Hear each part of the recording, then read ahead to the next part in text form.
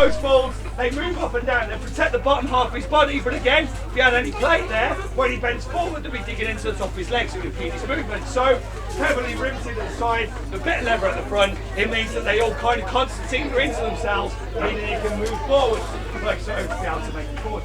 Also, you're going to notice these parts here. These are called tassets. Now tassets, they flap around, they make a bit of noise, but they're also very important. You see, if someone hits him across these, it's going to dissipate a lot of the force before it goes through to his body. It's actually really, really important to be able to have.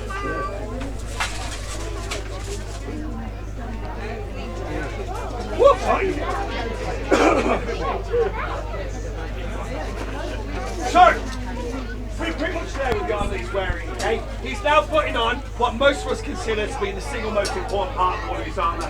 This doesn't protect him at all, but it adjusts how his weight is carried, and that's a really, really important thing to do. And we want to demonstrate this by everyone's taking their bags off. Everyone look at this man here.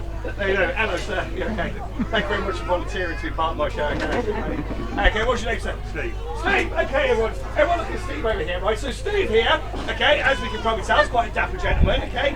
He's got his backpack on him, and that's the whole reason I picked on you, Steve, okay? Now, I'm going to make a fair few assumptions here, Steve, right? But you get out of the car park over there, you thought the boat's quite nice, okay? But let's take a couple of things just in case, right? So, in his bag, he's got a lot of things for his day. His bag's going to be quite heavy. Okay, he starts walking up from the car park. You can see he's quite a dapper fella. He's got it over his one shoulder. At some point today, and keep an eye out for him, he's going to put his other arm through that because his bag's getting a bit heavy, right?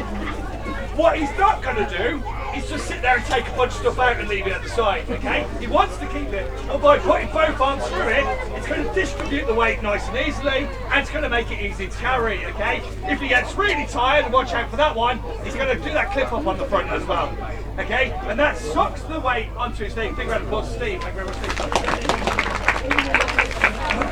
That's exactly what this belt has done, okay? By putting that belt on, it's dragged that body weight onto him, made it more of his own body weight. It's now within his own centre of gravity, makes it a lot easier for him to carry.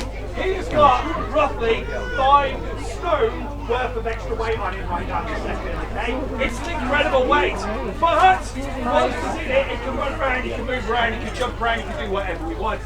If you saw him take it off, put it in a bag, and then try and move around a bit, he's going to have to stop a few times because it is a heavy weight. But now it's distributed, we can do all the things we need to be able to do as a light. Now, he's put it together, he looks after the bottom part of his neck, looks after the bottom part of his face, matches up with his helmet, stops inviting children, and it goes on like this.